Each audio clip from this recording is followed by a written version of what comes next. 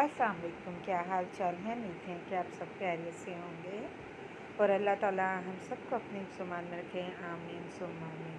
ये 22 इंच इसकी जो है लंबाई है टोटल, और इसकी जो है मसलन कि 11 इंच जो है इसकी चोली होगी। ऊपर से 8 इंच मैं उतार लूँगी और बाकी 11 इंच को 2 हिस्सों में डिवाइड कर लूँगी। तो ये हमारी जो है ये आ जाएगी, ये 22 इंच इसकी टोटल मसलन कि इसकी चौड़ाई भी जो है तकरीबन ये 25 इंच होगी। इसकी चौड़ाई 25 इंच तकरीबन होगी। लंबाई जो है वो 11 इंच है। ये नीचे वाला जो है फ्रॉक का पार्ट होता है वो मैंने तैयार किया है। तो अब इसके ऊपर से चोली की कटिंग करेंगे। इसको साइड पे कर देंगे। अब इसकी इस तरह से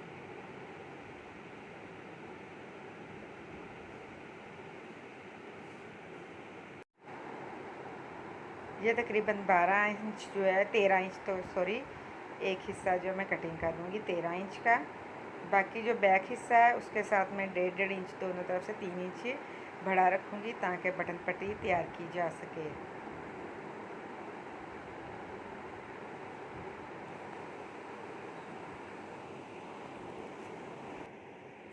ये मेरे पास फैब्रिक थोड़ा सा शॉर्ट हैंड था, इस वजह से मैं इसमें जो थोड़ी सी कटिंग थी मेरी दूसरी शर्ट की उसी के साथ से बचा हुआ इस तरह से मैं इसमें बटन पट्टी के बनाने के लिए जो बैक पार्ट रखूँगी। ये देख सकते हैं थोड़ा सा छोटा है, ये इस तरफ से ये देख सकते हैं थोड़ा सा कॉर्नर से छोटा है, लेकिन उसमें हमें इतना मसला नहीं होगा। उसकी वजह ये है कि हम उसे आर्म होल में कटिंग कर लेंगे।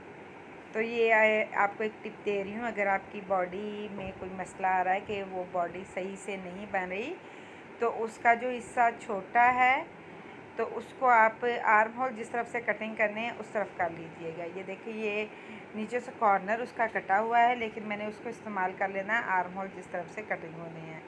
तो आर्म होल की कटिंग के लिए ये मैं 6 माह की बच्ची के लिए तैयार कर रही हूँ। तो ये मैं 4 इंच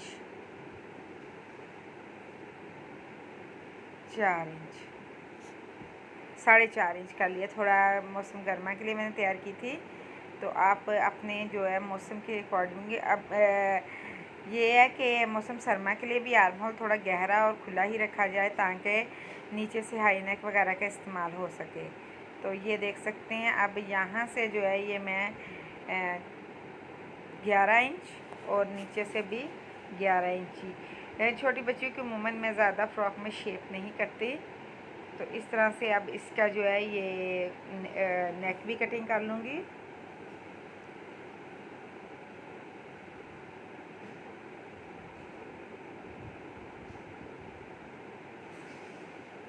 अगले को थोड़ा सा डीप कर लूँगी।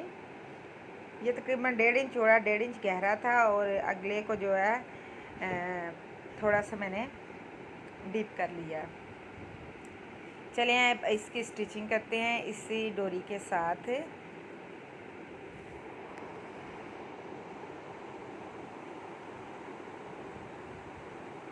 यहाँ से थोड़ी सी मैं स्पीड में दिखाऊंगी, जल्दी जल्दी से मैं इसके लाइनें सिर्फ लगाऊंगी इस तरह से। ये आप देख सकते हैं सिर्फ लाइनें लगा रही हूँ, मशीन से ही लगा रही हूँ। आप चाहें तो पहले इसको ड्रा कर सकते हैं लाइनें। अगर आप में एक जैसी लाइनें नहीं लगा सकते तो आयरन की मदद से इसको फोल्ड करके तो इसमें आप लगा सकते हैं, निशान लगा सकते हैं।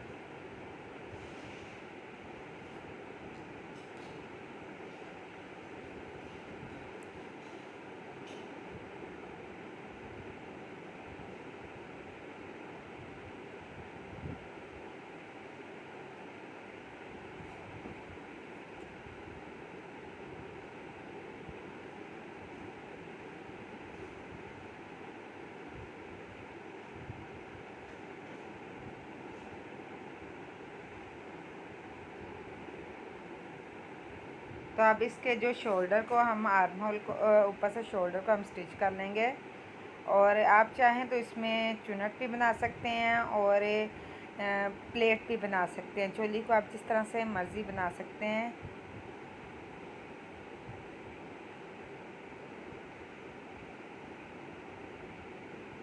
ये हम चुनट बनाने के लिए इसमें 2 लंबे टांके की सिलाइयाँ लगाएंगे।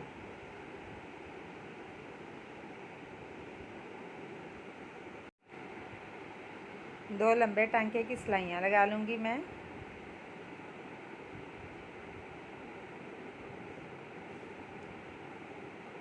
बटन पट्टी को फोल्ड करके तो जितना हमने मार्जिन 1/2 इंच का आगे रखा था उसको ऊपर नीचे करके तो इस पर सिलाई लगा दूँगी।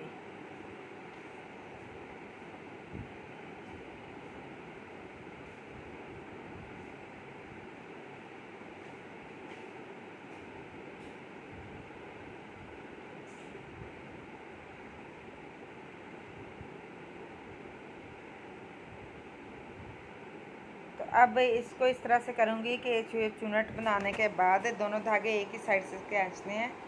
तो इसके ऊपर रखकर तो चुनट स्टार्ट से मैं तकरीबन 1 इंच की सिलाई लगाने के बाद इसकी चुनट बराबर करूँगी। 1 इंच की जितना हमारे फिटिंग का मार्जिन है उतना छोड़ने के बाद अब मैं सारी चुनट बराबर कर दूँगी और दूसरी तरफ से भी 1 इंच जो है वो छोड़ दूँगी बगैर चुनट के ही।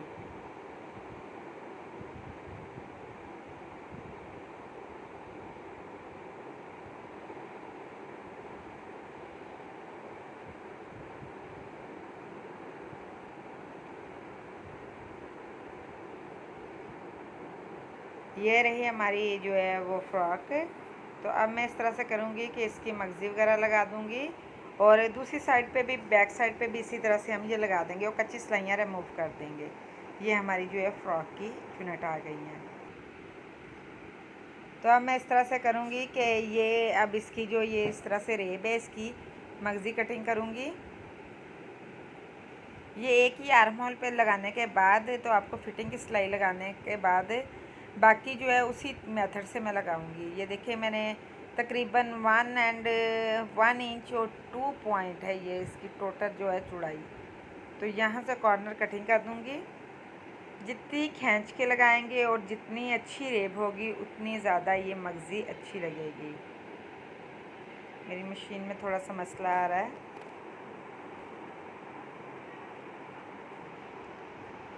अब इसको खींच के इस तरह से लगाएंगे।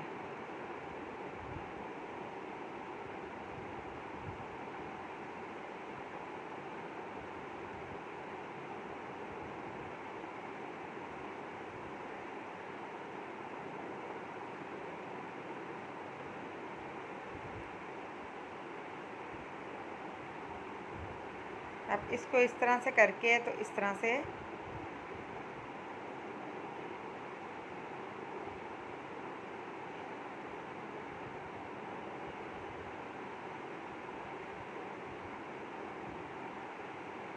इसको फोल्ड करके डबल फोल्ड करके पीछे को तो इसको मैं सिलाई लगा दूँगी। इसी तरह नेक की और दूसरे आर्म होल की लगा लूँगी मैं सिलाई और साथ में इसकी मैं फिटिंग की सिलाई भी यहाँ पे आपको लगा कर दिखा देती हूँ कि किस तरह से हम फिटिंग की सिलाई लगाएंगे। इसी तरह से हम फिटिंग की सिलाई लगाएंगे।